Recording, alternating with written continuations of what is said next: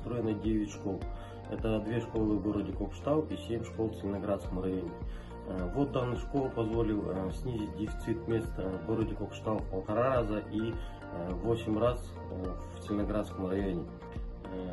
Для сокращения разрыва между городскими и сельскими школами преимущественно 7 школ у нас построено в сельской местности.